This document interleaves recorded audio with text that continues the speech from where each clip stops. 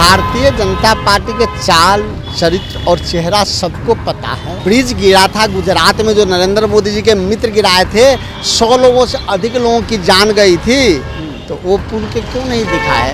Bharatiya Janata party ने NDA में फूट तोड़ने के प्रयास के तहत जब भेजने नहीं था नीतीश जी के पास, तो नीतीश जी के पास आप एनडीए छोड़ के आए क्यों थे।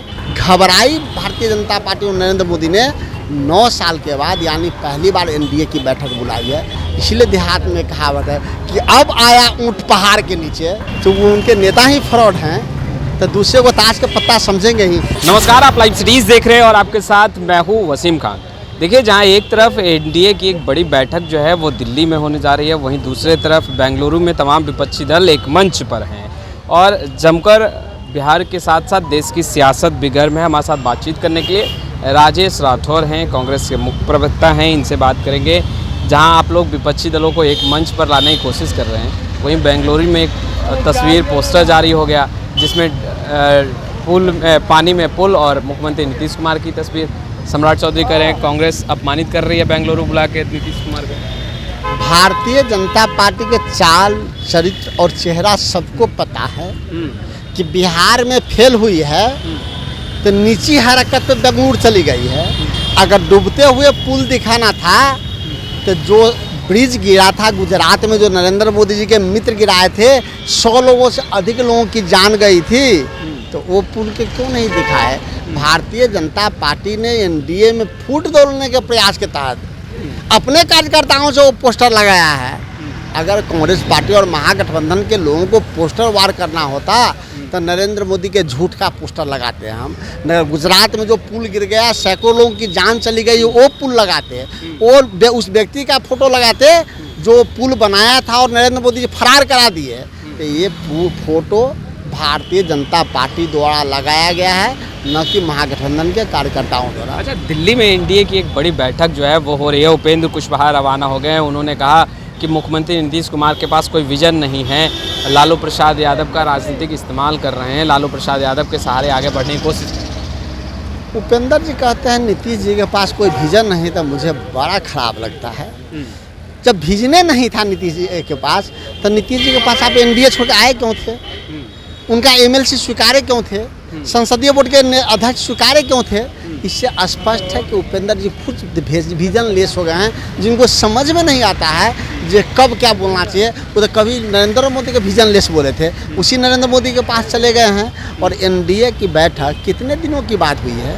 महागठबंधन की बैठक की व्यापकता से घबराई भारतीय जनता पार्टी और नरेंद्र मोदी ने 9 साल के बाद यानी पहली बार एनडीए की बैठक बुलाई है। और उसमें किनको बुलाया है, जिनको तिरस्कार करके बाहर किया था, चाहे उपेंद्र कुशवाहा जी हों, जीतनराम मांझी जी हों और चिराग पासवान जी हो। चिराग पासवान जी को अलग किसने किया था।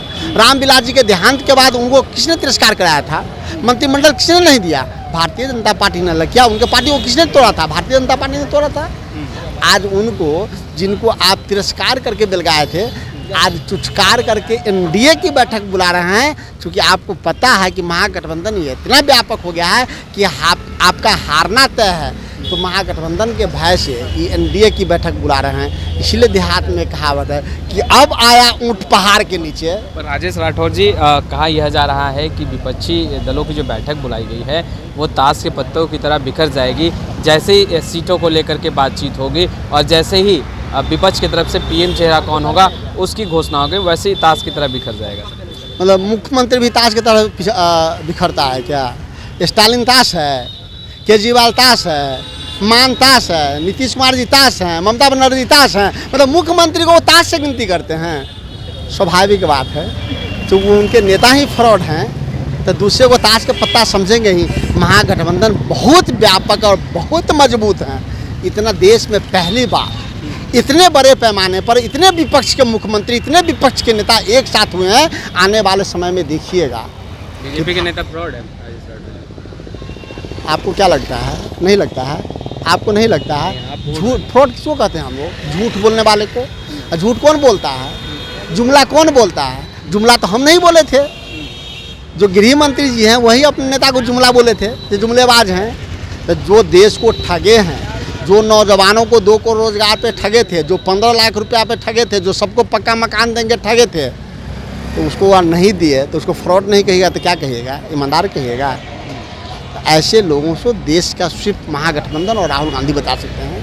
तो आपने सुना स्पष्ट रूप से राजेश राठौर जी कहते नजर आ रहे हैं कि बीजेपी के नेता जो हैं वो फ्रॉड हैं। खैर, लाइव सिटीज़ के साथ बने रहे, आपका बहुत बहुत शुक्रिया।